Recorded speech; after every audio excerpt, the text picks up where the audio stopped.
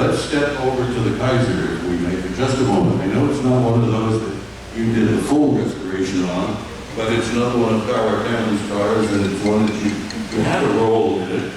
And it takes us to the 30s, and you know, it's a significant part of BMW's history, and when you look at it, it is absolutely stunning. I mean, it is a beautiful, beautiful car. And one of the things we were talking about, Jackie and I, last night, is cars like this are so extremely rare because for years and years in Germany, if you had an old car, the Green Party, you know, sort of made a villain out of you. They wanted to recycle all these things. So increasingly, there were very, very few of them left in the world. And this is certainly one of the more spectacular ones. So your role in this car was what, Don? I know this car from when it was a rusted pile of body and parts in boxes. In boxes? In boxes. This car was owned, we go back now to the beginning of BMW enthusiasm in America. This car was owned by Bob Sonstad, which was not his real name. It was a nom de plume that he used. I don't know the real name. He had about 6 old pre-war BMWs. Him, Jim Smith, the owner of the green BMW, and Tom Graham, and Ernie Wild. And these are all names of everybody who preceded us in this passion of collecting and rebuilding BMWs. When Bob died, he had no will, and the partner sold all the cars to a neighbor down the street for very little money, and he swirled them all out of the country real quick to England, so the deal couldn't be voided. And then Athlon heard this car, again, a rust bucket in parts. We're now in England, and he convinced Bill Young to buy this car and commission a restoration by Freudenberg in Germany. And Freudenberg is the same outfit that has restored this white 328 for the Grown and the two-tone 350 Mercedes. And I saw this car. I visited Germany, and I visited Feierabend shop. I saw this car just as it arrived from England. He couldn't start it for about 6 months. It was a disaster. And then I saw it again halfway into the restoration. And then when Bill Young owned it, and then unfortunately Bill passed away, this car then was sold. This car was sold to people in the East Coast who showed it at Pebble, won the 3rd place. And after they bought it, they sent it to somebody in Texas. Where's my win Pebble? Yeah. Oh, great. Inside. I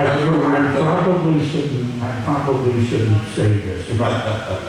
Go ahead. After the father-son who bought this car from the Bill Young estate, they hired a Pebble judge to come and look at this car and wrote up all kinds of notes of what was wrong with this car and what it needed to win at Pebble. Then they sent it to somebody in Texas who has a great reputation, who went through the car, corrected all those things. They showed it at Pebble. They won a 3rd, and then they decided to sell the car. No takers at Fantasy Junction. They called me and said, what do we do with this? I gave them some ideas. They put it on a transport, sent it to our shop in Chicago suburbs. We took it on consignment. I told them I'd sell it in 6 months, and I think I sold it in 3 weeks. And is that the Karen? The Karen, right. The current owner. And we've gone through this car mechanically to make sure everything's perfect. Oh, it sure looks like it is. It's a nice car. Yeah. And there's very few of these that survive. This was one of the last cars that BMW built at the same time that Hitler was demanding they stop building these and build more Jeeps. So, oh, that's right, this was one of the last, this is Yeah. 1940. Right. So it was really just before the outbreak. Right, I do have a coupe, I do have a 335 coupe in the shop now from 41.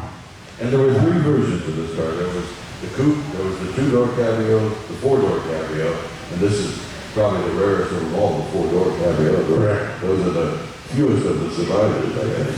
Probably 2 handfuls. Yeah. By the way, I'm just suddenly remembering my BMW history and some of the stuff runs away from me. The 335 was the first BMW to have enclosed headlights, if I remember correctly. They have what? Enclosed headlights. Where the headlights are actually enclosed in the fender, Correct. as opposed to freestanding in the car in the 335. It also is the highest horsepower pre-war engine.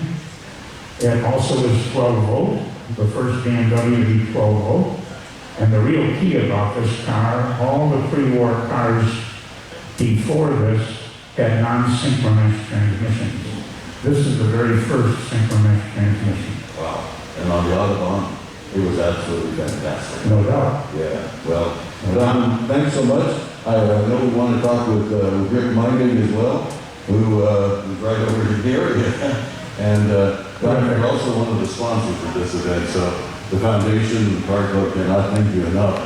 But this is yearly.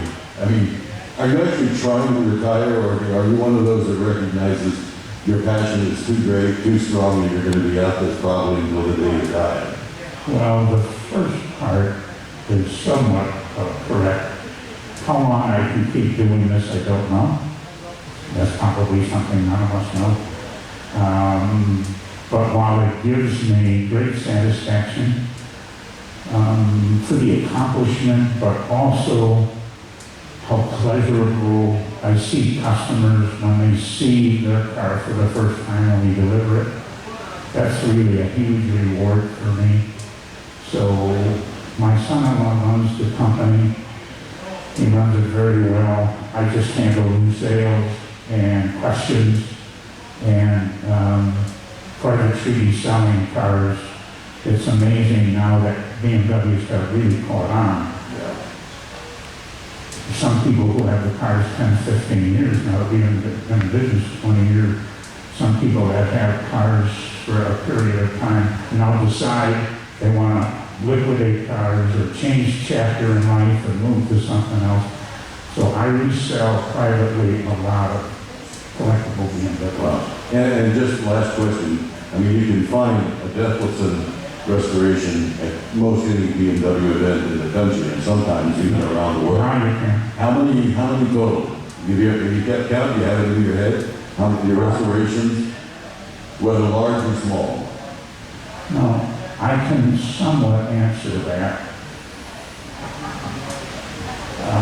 But I hesitate because some cars that we do are complete total restorations like the 503 or the 3200 CS, and others are like this car, mechanically only, or body only, or we have some customers that we've painted their car, rebuilt the engine, and given it back to them and they finished it. And so if I put all those different versions together, I'd say in the last 20 years, we've done about 200 BMWs. Wow, that's Mostly O2s and coupes, but every other model. And we just took in a Mercedes Gullwing about 4 months ago, and we're going to start that soon. Well, all of us who love BMW, especially the vintage, the early years, we cannot thank you enough for what you have been doing and are doing and will continue to do. And when you see things like the Kaiser and the Countess, the names of gave your cars, which I think are fantastic, you really, really appreciate it. Otherwise, you have no real sense of BMW's really great history and how beautiful. It's one thing to see a car that's a survivor. It's another thing to see it in a full restoration and to know this is what it looked like. And maybe even better now. Well, obviously it's a touch better because we have two-stage paint. Sure. And we have good knowledge, good tools, good mechanics, and we have customers that want perfection. So And that puts all that. Well, congratulations on a great many years, and thanks again for the sponsorship of Genesis, and a pleasure talking to you. My pleasure. Thank you. Thank you. Thank you.